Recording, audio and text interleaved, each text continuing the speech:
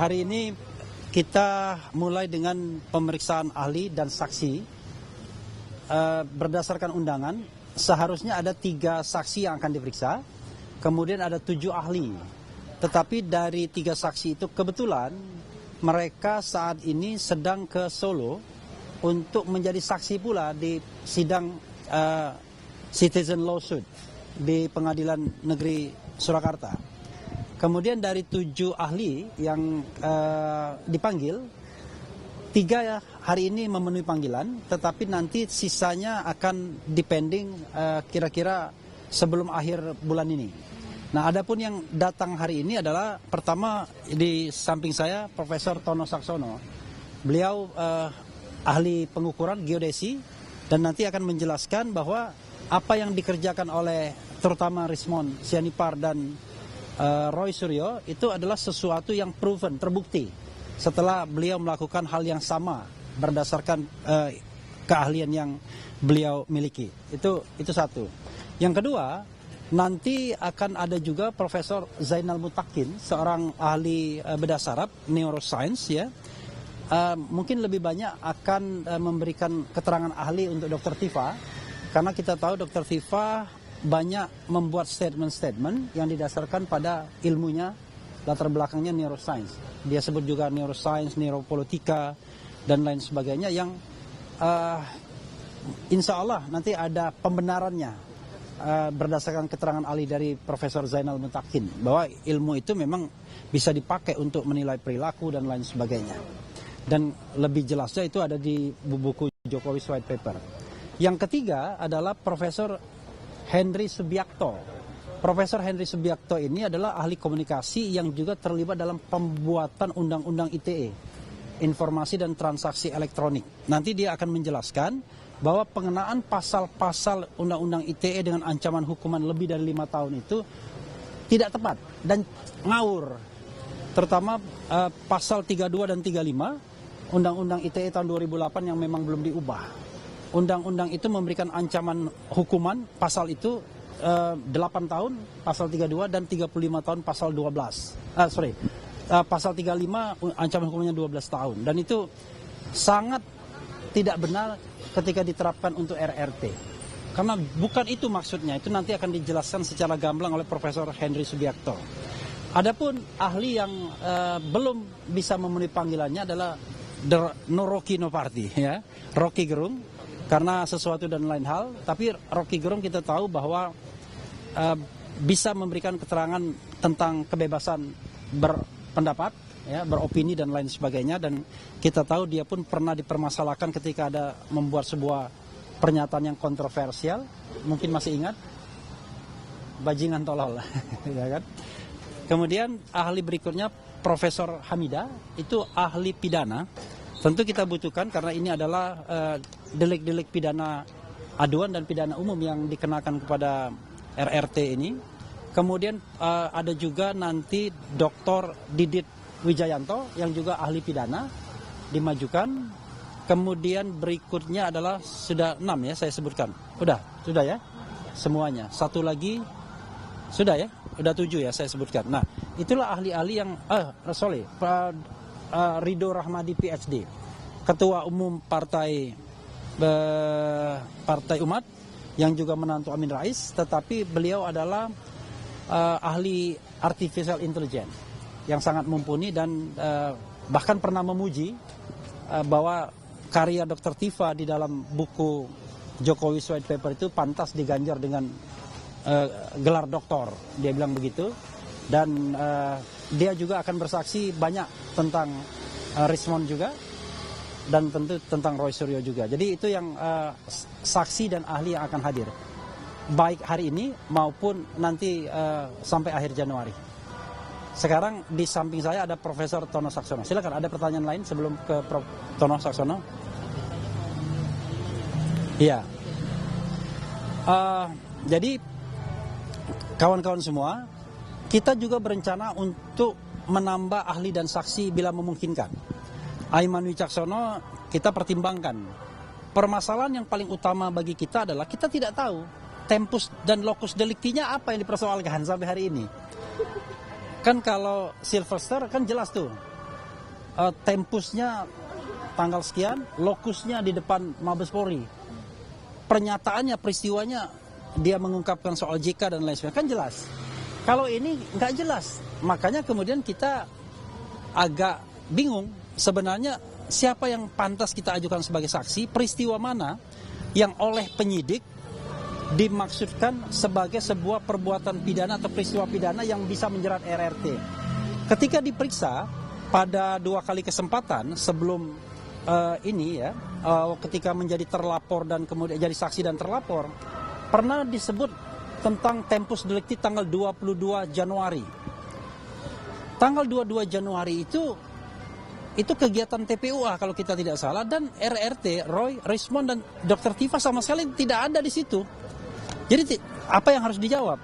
Kemudian pernah juga dipermasalahkan mengenai tempus delicti pada tanggal 26 Maret.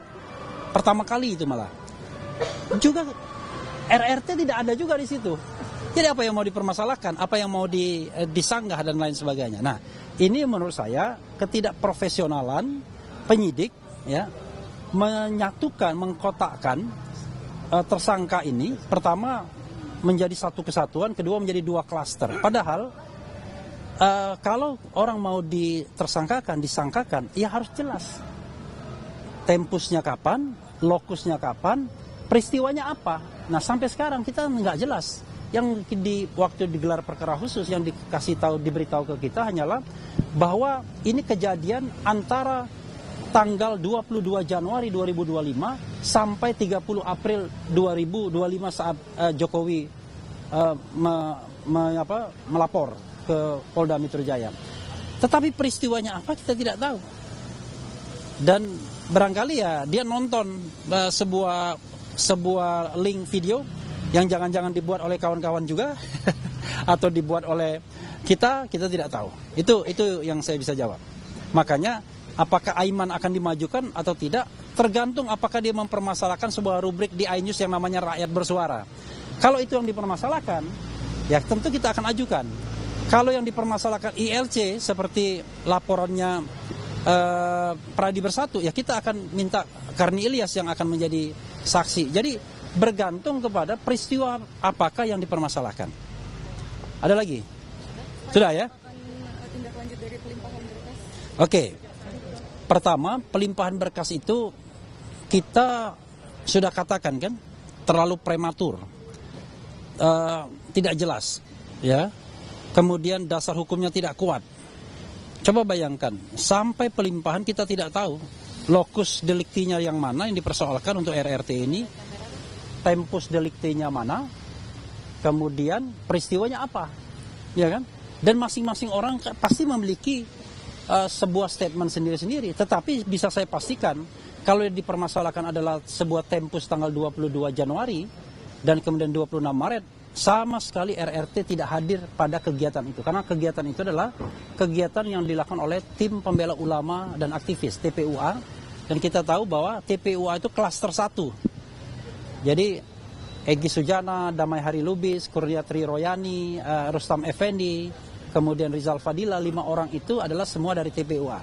Sementara klaster 2 adalah para peneliti, researcher, Roy Suryo, Dr. Tifauza Tiasuma, dan kemudian juga Dr. Rismond Hasiolan Sianipar. Itu yang bisa saya tambahkan. Rocky Gerung akan hadir nggak sih Pak? Rocky Gerung akan hadir tapi tidak hari ini. Mudah-mudahan sebelum akhir Januari ini. Tanggal 26, tepat ulang tahun saya. Padahal hari ini ulang tahunnya Rocky Gerung hari ini. Dia menghindari ulang tahun jangan-jangan. Ya, gitu. Oke. Kalau sudah saya berikan kepada Profesor Tono Saksono ya. Oke, silakan Prof. Ya, sini Prof. Silakan. Baik. Abang Jagir maju. Nah, damping Bang Jagir. Assalamualaikum warahmatullahi wabarakatuh. Saya diminta untuk menjadi ahli, salah seorang ahli yang hadir pada hari ini, dan alhamdulillah saya sudah sampai di sini. Amin. Saya ahli dalam bidang sebetulnya saya peneliti juga. Saya bilang ahli dalam bidang image processing karena background saya adalah remote sensing. Remote sensing itu pemetaran dari satelit, dari foto udara gitu-gitu ya. Jadi produk yang paling terkenal sekarang itulah Google Map, Google Earth, itu produknya. Jadi saya sangat familiar sekali dengan teknik-teknik pengembangan image processing. Nah, apa yang saya anukan adalah saya sudah melakukan juga semacam cross check dan melakukan apa yang dilakukan oleh Rizmon Sianipar dan Roy Suryo itu. Cuman memang beda ininya ya, beda platformnya. Kalau Rizmon dan Roy Suryo itu kan biasanya menggunakan Python ya. Kalau saya biasa menggunakan Octave atau MATLAB gitu. Jadi saya menggunakan platform yang lain, tapi saya melakukan juga apa-apa yang sudah dilakukan oleh dan hasilnya sama. Jadi itu membuktikan bahwa apa yang dilakukan oleh RRT itu ya sesuai dengan kaidah-kaidah saintifik lah gitu ya. Nah, itu yang saya anukan. Saya akan jelaskan pada penyidik ya, betul ya? Ya, penyidik hari ini. Jadi intinya adalah saya sangat karena saya juga seorang peneliti, jadi kemarin kan ada isu bahwa ini mereka sudah merekayasa kan gitu ya, memanipulasi. Itu sama sekali tidak betul karena anunya itu ya mengedit manipulasi itu bukan karena tujuan dari image processing adalah sebetulnya memperoleh enhanced image. Enhanced image itu adalah dari hasil foto yang asli image ya, foto asli kemudian dianalisis, itu namanya enhancing. Memperbaiki citra itu agar bisa lebih interpretable. Nah, itu namanya enhancement, image enhancement. Itu sama sekali bukan manipulasi. Manipulasi untuk keperluan yang baik, yang lebih baik. Misalnya begini, ini ada untuk keperluan intelligence ya. Misalnya ini ada foto, kemudian di situ ada satu suatu intervensi, ada satu benda yang aneh, kemudian itu terekam di foto yang lain. Kalau objeknya sangat kompleks itu kan susah objek yang lain itu ada apa itu. Nah, itu bisa salah satunya adalah teknik misalnya image subtraction. Mengurangi image yang ini dikurangi ini yang pertama, sehingga setelah dikurangi semua tinggal benda yang aneh itu aja. Nah, itu kan sangat baik sekali untuk keperluan intelligence. Tapi kan sama sekali tidak memanipulasi bahwa foto yang aslinya yang A ya ada, yang B ya ada, ya tetap seperti itu. Jadi ini hanya melakukan image enhancement agar benda aneh tadi itu bisa terdeteksi, bisa terinterpretasi oleh mata manusia sehingga itu ternyata benda aneh, dan itu kalau itu indikasi satu kejahatan ya bisa di polisi bisa melakukan tindakan yang lebih lanjut kan gitu. Jadi ini ilmu yang sangat bermanfaat sekali, bukan ilmu yang kemudian diharamkan. Saya takut sekali kalau ini sampai diharamkan, karena saya peneliti di bidang itu juga, saya banyak melakukan penelitian. Maka dari itu saya supaya menjelaskan apa yang sudah RRT lakukan, saya kemudian melakukan sendiri secara independen loh ya. Kayak saya mendevelop codingnya sendiri, cuman platformnya beda. Kalau Rizmon dan Roy itu dipakai menggunakan Python, saya menggunakan Octave atau MATLAB gitu.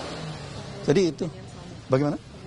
Iya, terhadap dokumen yang sama. Jadi intinya adalah saya sangat saya mengkonfirm ke hasil-hasil yang sudah diperoleh oleh RRT itu ya. Saya kira itu yang bisa saya sampaikan. Gelar perkara khusus kan saya pada saat itu memang hadir juga, tapi itu tidak detail seperti ini ya, tidak detail. Jadi itu pada saat itu saya hanya mengucapkan bahwa saya menjelaskan bahwa ketiga orang ini adalah aset bangsa. Jarang sekali orang yang punya keahlian seperti mereka itu. Jadi kalau mereka sampai di penjara, ya mereka tidak bisa menularkan ini pada kan. Jadi seharusnya orang-orang seperti ini, anak-anak muda seperti ini, itu kan harus dirawat, diberi fasilitas, dikembangbiakan ilmunya. supaya banyak anak-anak muda yang tertarik untuk mendalami ilmu ini. Ilmu yang sangat bermanfaat sekali, sudah banyak sekali digunakan untuk keperluan intelligence, untuk keperluan militer gitu ya. Jadi justru polisi seharusnya perlu orang-orang seperti ini.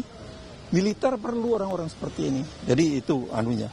Jadi kemarin memang tidak sampai detail seperti ini, tapi intinya adalah saya bilang ini adalah ketiga aset bangsa yang harus dipelihara, harus diberi fasilitas untuk bekerja lebih baik, diminta untuk mengembangbiakan ilmunya untuk anak-anak muda gitu ya. Sehingga lebih banyak lagi orang yang tertarik untuk mendalami ilmu ini. Ilmu yang sangat bermanfaat gitu. Oke, baik. Terima kasih ya. Terima kasih. Minimal itu yang lain, boleh nggak kita komplain soal RJ, Restoratif Justice, Egy Sujana dan Damai Hari Lubis. Oke, ini ada Bang Jagir, nanti saya tambahkan lagi. Jadi kita menganggap ada beberapa keanehan terhadap Restoratif Justice yang kemudian berujung kepada SP3 tersebut. Intinya bukan kita ingin itu dicabut bagi Egy, silakan bagi Egy dan Damai menikmatinya. Kita juga tidak masalahkan dalam pengertian bahwa kita tidak ingin melakukan cara-cara yang sama, tetapi ada beberapa catatan yang barangkali perlu kita garis bawahi. Nah, salah satunya adalah ancaman hukuman yang diberikan kepada klaster 1 itu juga di atas 5 tahun, 6 tahun kan, untuk provokasi, untuk penghasutan pasal 160 KUHP, kemudian pasal 28 ayat 2 Undang-Undang ITE. Seharusnya berdasarkan ketentuan KUHP yang baru, Kitab Undang-Undang Hukum Acara Pidana yang baru, nggak bisa. Apalagi kemudian di sana dikatakan tidak boleh dilakukan dengan tipu daya, muslihat dan lain sebagainya. Karena kita melihat ini RJ-nya tidak genuine ini. Ini RJ-nya seolah-olah ada rekayasa tertentu. Nah, kita juga nanti mempermasalahkan yang terkait dengan kehadiran 2 penyidik ke Solo, istimewa sekali. Ya kan? Memang kalau kita lihat RJ itu ada 2 kemungkinan. RJ itu bisa inisiatif pihak pelapor atau pihak terlapor, ya. Tetapi bisa juga inisiatif penyidik dalam proses penyidikan. Tetapi yang nggak gitu-gitu amat lah sampai nganter ke Solo dan lain sebagainya. Nah, silakan Bang Jagir melengkapinya selengkap-lengkapnya. Karena beliau ini selain lawyer RRT juga seorang mediator yang sesungguhnya banyak bekerja di ranah ADR, Alternative Dispute Resolution. Sekalian. Oke. Prof Zainal Mutakin sudah datang. Ini Prof Zainal Prof dulu Zainal. ya, dia mau ini ya, mau di RJ dulu sebentar. Nanti RJ sebentar ya, sebentar Sini, ya, nanti setelah sama Prof Zainal. berdiri berdua. Ini Bang Refli, sehat alhamdulillah. Baik, saya lanjutkan ya, khusus topik restoratif justice atau mekanisme restoratif justice sesuai dengan aturan yang baru. Jadi kita tidak melompat-lompat untuk hal ini. Masalah siapa yang melakukan itu saya no comment. Tapi saya menjelaskan tentang aturan. Selamat datang Prof Zainal. Selamat datang. Tadi Prof Tono sudah menjelaskannya. Aku sebentar ya Prof ya. Oke, aturan yang terbaru tentang restoratif justice dijelaskan dalam surat edaran Mahkamah Agung nomor 1 tahun 2026 yang dikeluarkan tanggal 2 Januari 2026. Berarti kurang lebih berusia 2 minggu. Dikeluarkan satu pedoman cara melaksanakan mekanisme restoratif justice. Artinya, secara umum dijelaskan di situ, ada 2 tingkatan. Restoratif justice itu pada tingkat penyidikan dan tingkat penuntutan. Nah, kalau kita hubungkan dengan yang ada sekarang di kasus ijazah palsu ini, masih dalam tingkat penyidikan ini. Yang tadi dijelaskan oleh Profesor Refli Harun sudah dilimpahkan memang ke kejaksaan, tapi masih kemungkinan bolak-baliknya itu masih besar banget, masih besar sekali gitu loh. Nah, untuk itu, jika menurut atau mengikuti surat edaran Mahkamah Agung nomor 1 tahun 2026, itu ada prosedurnya, tidak bisa diselesaikan 1-2 hari. Itu prosedurnya agak bukan panjang, tapi menuruti apa yang ada. Yang jelas, pertama adalah harus ada izin dari Ketua Pengadilan Negeri. Dan Ketua Pengadilan Negeri itu diberikan waktu 3 hari.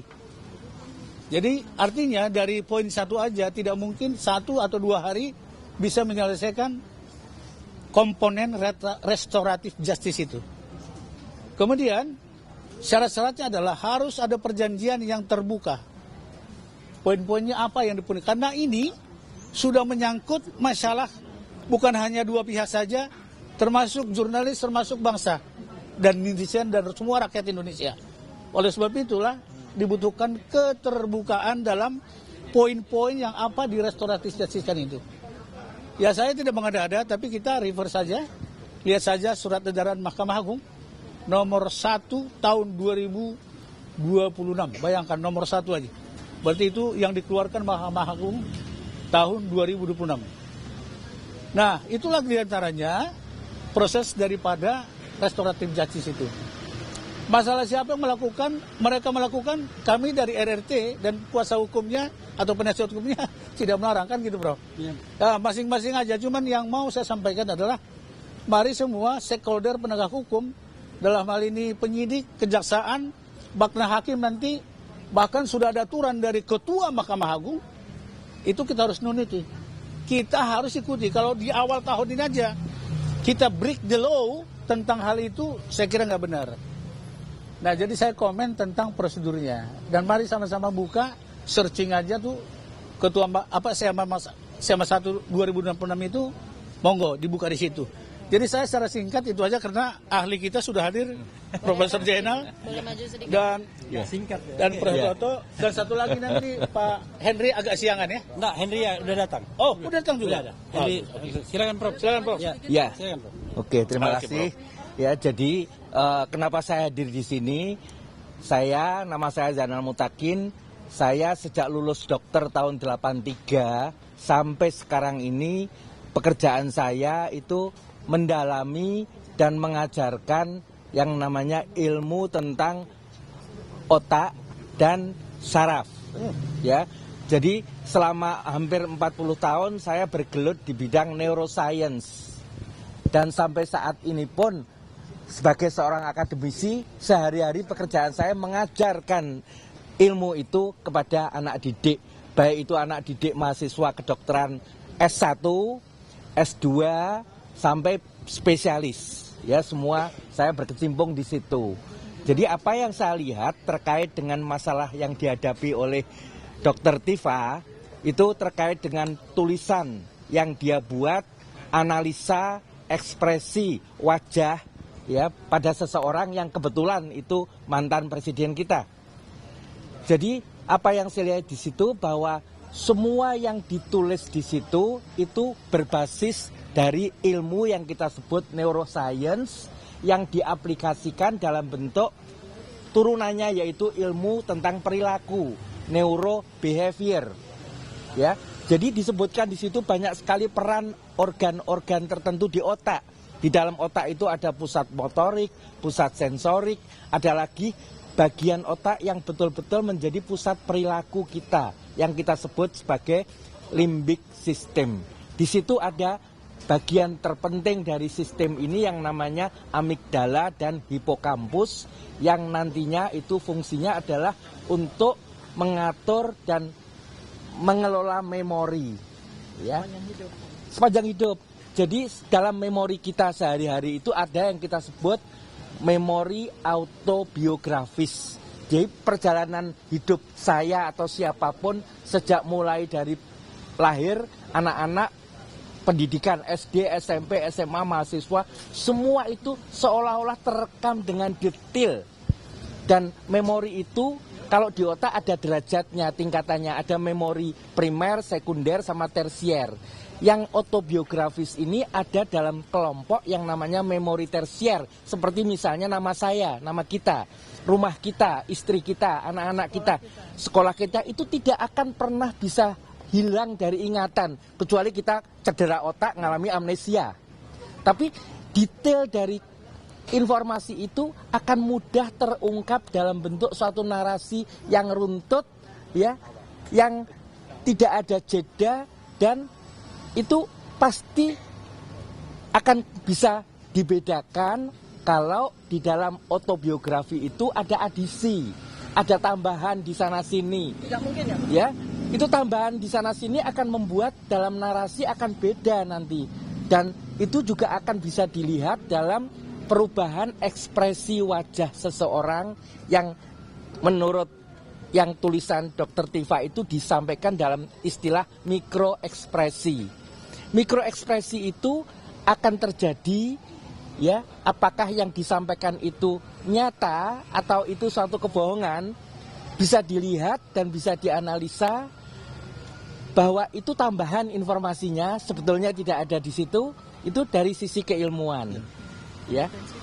Nah, kebetulan untuk menyatakan seseorang itu dia kompeten menganalisa atau menyampaikan itu bukan didasarkan atas sertifikasi. Saya tidak punya sertifikat sebagai seorang neuroscience, tapi dari karya-karya saya, dari tulisan saya, kita bisa buka Google Scholar misalkan, semua akan tidak bisa dipisahkan dari ilmu neuroscience itu.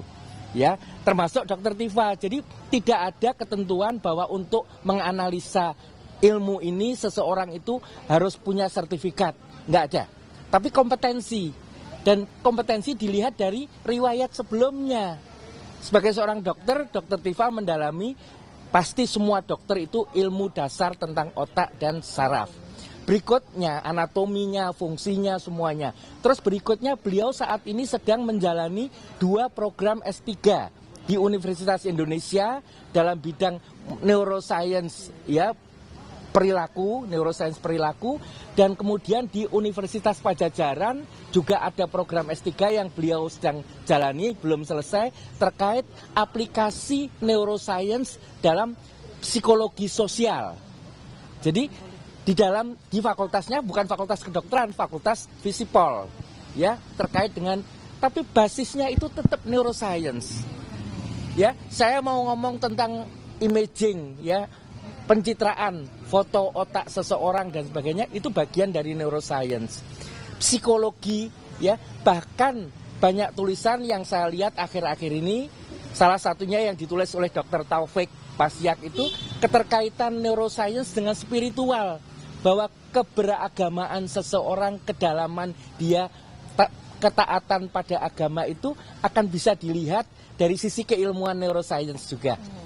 Ya, jadi luas sekali. Jadi itu meyakinkan kita bahwa tidak ada alasan untuk menolak bahwa Dr. Tifa adalah orang yang kompeten untuk melakukan suatu studi analisa di bidang neurobehavior. Ya. Tidak peduli pada siapapun, ini kebetulan kasusnya yang dianalisa itu ekspresi wajah dari video-video seorang mantan presiden. Itu kebetulan, tapi itu bisa dilakukan, ilmu itu diaplikasikan untuk siapapun. Saya rasa itu yang ingin saya sampaikan. Ya. Terima kasih. Oke. Saya tambahkan sedikit ya, karena tadi Prof. Zainal menyinggung soal micro expression, ya, ya. Nah, itu jadi sebetulnya memang tadi saya menjelaskan bahwa saya ada ahli image processing yang biasanya yang sebetulnya tadinya dasarnya digunakan untuk citra satelit, foto udara gitu. Tapi sebetulnya itu untuk bisa dilakukan untuk semua objek yang bisa dipotret. Tadi Profesor Zainal sudah menyebutkan otak kalau dipotret gitu ya dengan scan gitu, ya, itu bisa dianalisis. Nah, micro expression itu juga bisa bisa diukur secara misalnya pada saat dia melakukan kebohongan tertentu, mungkin ada ekspresi-ekspresi mulutnya yang agak perubahan bibirnya, bibir, matanya, gitu. Itu semua kita bisa ukur. Nah, tugas saya bisa melakukan pengukuran itu dengan sangat akurat. Nah, tentu saja menganalisisnya bahwa itu ekspresi-ekspresi yang misalnya ada indikasi kebohongan, indikasi penipuan, itu tentu saja keahlian Dr. Tifa. Tapi pengukurannya insya Allah saya bisa melakukan dengan sangat-sangat akurat. Itu yang ingin saya tambahkan ya. Nah, ingat pada tahun 70-an itu Borobudur itu direstorasi itu seperti itu, dipotret kemudian sehingga batu-batunya itu diidentifikasi berdasarkan hasil potret itu yang diukur secara akurat, sehingga ketika setelah mau dibangun kembali ini cocoknya dengan yang mana gitu. Itu adalah seperti itu.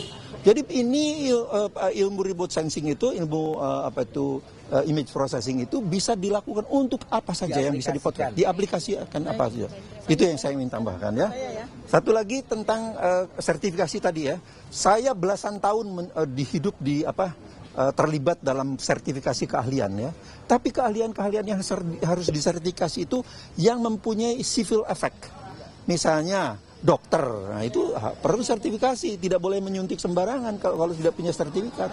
Insinyur yang membangun jembatan itu harus sertifikat karena dia ada civil effect-nya. Kalau jembatannya ambruk, dia akan dipidana, dia akan perdata. Ya, terima kasih ya. Baik, terima kasih. Ya, Assalamualaikum warahmatullahi wabarakatuh. Ya, Assalamualaikum warahmatullahi wabarakatuh.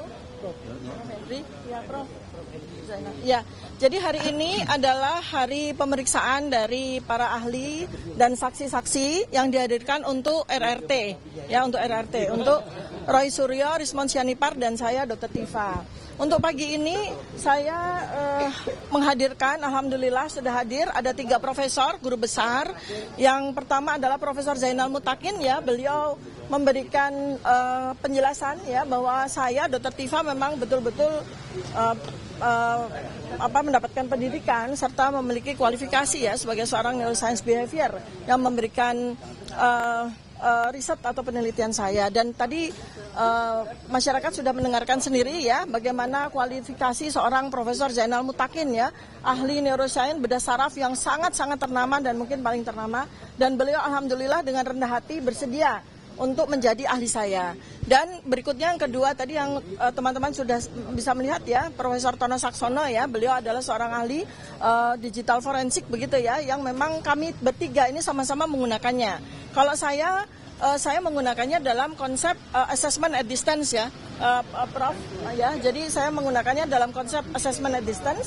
Saya menggunakan facial action coding system dan itu nanti juga bisa dijelaskan kepada penyidik oleh Profesor Tono Saksono. Ya, jadi saya tidak abal-abal, saya tidak asal-asalan ya dalam melakukan penelitian terkait dengan yang saya muat dalam Jokowi White Paper terkait dengan ijazah Jokowi dan perilaku ya, perilaku beliau selama 2014 sampai 2024 yang menjadi kajian saya. Nah, di samping saya ini adalah alhamdulillah terima kasih banyak Prof. Henry Subiakto. Ya, beliau ahli komunikasi, ahli yang membuat undang-undang ITE yang memang dalam beberapa pasal yang dikenakan kepada kami ya secara tidak bertanggung jawab begitu ya. Itu pasal-pasal berat-berat itu dikenakan. Nah, beliau nanti yang akan memberikan penjelasan kepada penyidik ya. Nah, mungkin Prof. Henry bisa memberikan sedikit penjelasan apa yang nanti akan disampaikan. Iya, saya sini Prof. Ya, saya hadir karena tadi benar seperti yang disampaikan Bu Tifa bahwa ini persoalan penggunaan Undang-Undang ITE. Ini kasus yang sangat jadi perhatian publik saja, penerapan Undang-Undang ITE-nya nggak benar.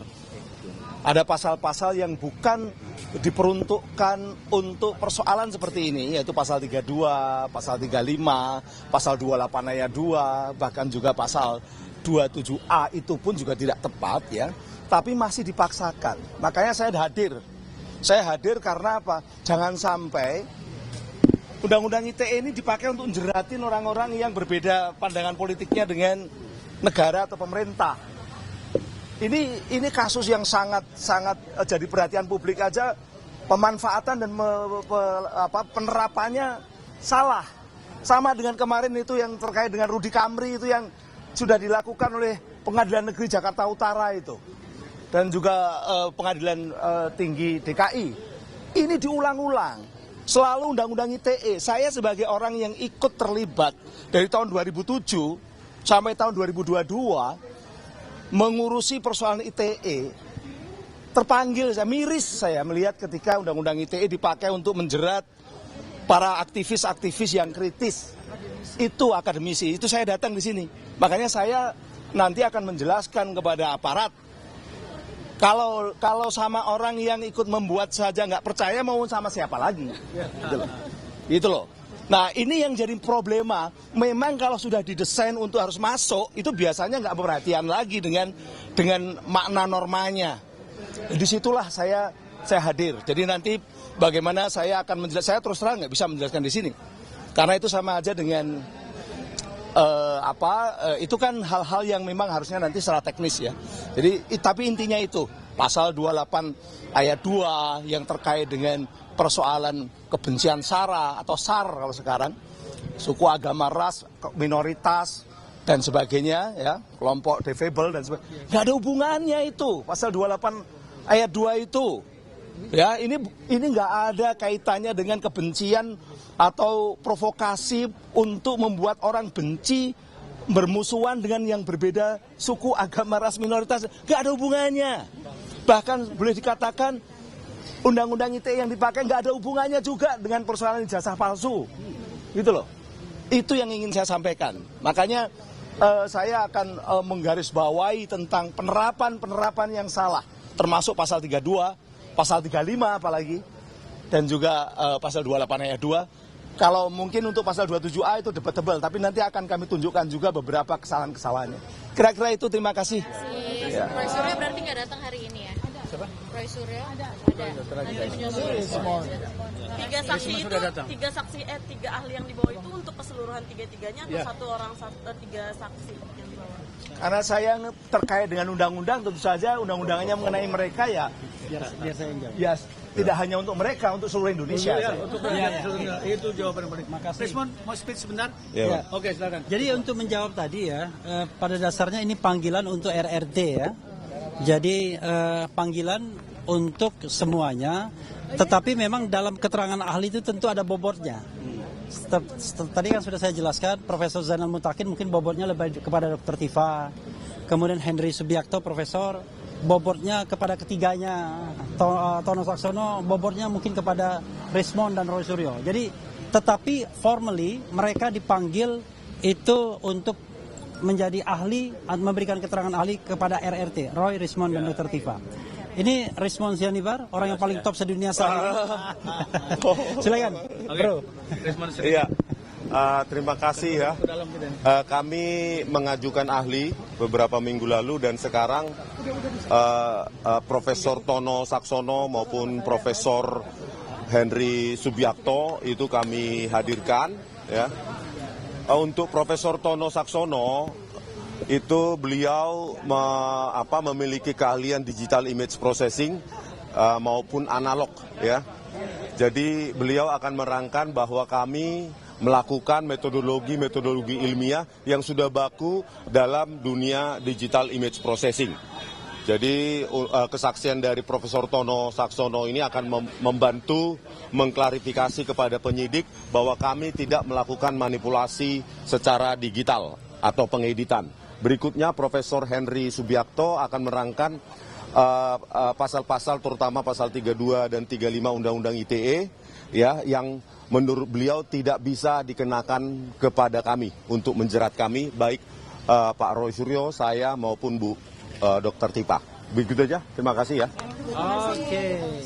RJ-nya Egy Sujana mungkin boleh tanggapannya gimana? Oh, tentang Bang Egy Sujana dan Pak Damai Hari Lubis, kami menganggap ya mereka sudah selesai sih. Kalau memang nggak kuat, pergi ke pinggir lapangan, biarkan kami yang melanjutkan perjuangan ini. Begitu, Mbak. Jadi nggak masalah? Sebelum kedatangan Egy Sujana dan Damai Hari Lubis ke Solo menemui Pak Jokowi, tidak ada komunikasi sama sekali. Ya, tidak ada komunikasi sama sekali dan sampai saat ini pun tidak ada klarifikasi yang cukup detail dijelaskan kepada kami. Mungkin Bang Egy Sujana nggak merasa butuh untuk mengklarifikasinya kepada kami gitu. Jadi nggak masalah ya Bang kalau keduanya udah gugur status tersangka? Oh, kita tetap lanjutkan kan sekarang sampai ini tuntas. Kan Pak Joko Widodo ingin memulihkan nama baiknya. Itu kan nggak bisa terpulihkan dengan RJ ya atau SP3 ya kan. Jadi ya kalau beliau yang melaporkan ya beliau yang harusnya menyelesaikan ini. Begitu ya. Oke, kawan-kawan cukup ya? Oke, terima kasih banyak. Pertanyaan menarik. Masih menarik. Jangan lupa ya besok di Komnas HAM ya.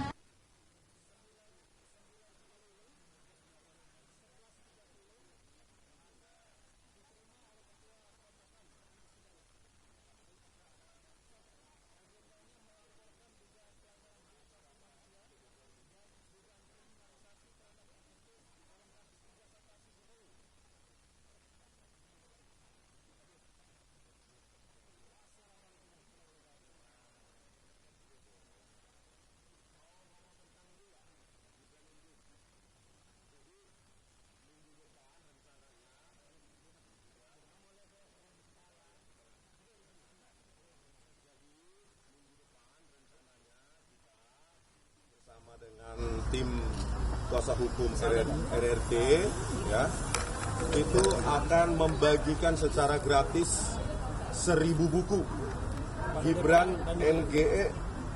Endgame Wapres tak lulus SMA kepada tiap anggota DPR dan DPD berikut dengan staf ahlinya.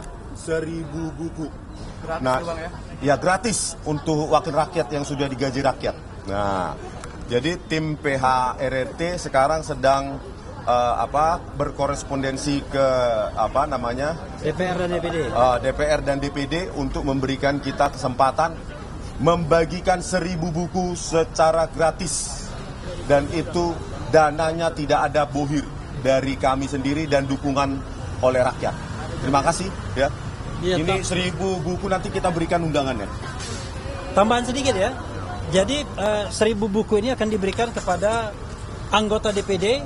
Kita berharap bisa beraudiensi dengan DPD, dan kita bisa berharap beraudiensi dengan DPR yang selama ini cuek aja dengan kasus ini. Padahal kita rakyat sudah melayangkan surat 4 bulan yang lalu, nggak pernah diterima juga oleh institusi resmi DPR. Nah, kita berharap, kita sedang melobi Komisi 3 dan Komisi 10 Pendidikan untuk menyampaikan soal masalah ijazah palsu dan masalah Gibran ini. Mudah-mudahan kita diterima. Saya sudah berkomunikasi kepada Ketua Komisi 3 Habibur Rahman yang katanya akan membicarakannya dengan pimpinan Komisi 3. Biar saya spill di sini agar kemudian Adinda Habibur Rahman ingat janjinya ya. Kami rakyat ingin mengadu. Masa rakyat mengadu nggak bisa diterima seperti KM 50 dulu ya kan? Apalagi bagaimana kita mengadu kepada rakyat. Tetapi alhamdulillah Komnas HAM mau mendengarkan keluhan kami, karena dalam kasus ijazah palsu ini banyak sekali kejanggalan-kejanggalan. Salah satu kejanggalan yang paling luar biasa adalah overcharging, yaitu mereka dikenakan pasal-pasal yang tidak relevan, tidak masuk akal, tidak logis, tidak jelas untuk sebuah kegiatan yang tidak mereka lakukan. Dan itu ancaman hukumannya gila-gilaan, sampai 12 tahun penjara. How come orang sehat seperti ini, dokter lulusan Jepang, tiba-tiba diancam dengan hukuman 12 tahun penjara gara-gara melakukan penelitian. Nah, hal-hal yang tidak logis inilah yang kemudian kita mau adukan, karena selama ini yang terjadi adalah penyidik nggak peduli mau terbukti mau enggak, yang penting kenakan dulu pasal-pasal tinggi biar ada kesempatan untuk menahan. Alhamdulillah ya, sampai sekarang tidak ada penahanan, dan kita berharap bahwa dengan tidak ada penahanan ini buktinya Risman produktif. Dia menghasilkan Gibran Endgame. Coba kalau dia ditahan, tidak bisa. Apakah ini fitnah? Tidak, ini scientific proof berdasarkan sebuah penelitian, penelaahan ilmiah, dan memang terbukti Gibran tidak pernah memiliki ijazah SMA atau setingkat SLA. Dan kita bisa mengatakan itu dengan keyakinan 99,9%. Kalau 100% kan Allah yang maha kuasa. Dan memang itulah. Dan bahkan kalau kita lihat ya, riwayat pendidikan Gibran itu aneh bin ajaib. Antara Setnek dan KPU beda-beda. Bayangkan, Setnek dan KPU bisa beda. Dikdasmen dengan KPU dan Setnek beda juga. Bisa dibayangkan bagaimana kemudian riwayat pendidikan seorang wakil presiden berbeda. Nah, ini yang menurut saya kita harus clear untuk menguak good governance, clean government. Kita harus berani mengungkapkan ini. Dan kalau terbukti ini open to impeachment, pemakzulan Gibran sebagai wakil presiden. Itu saja tambahannya. Makasih.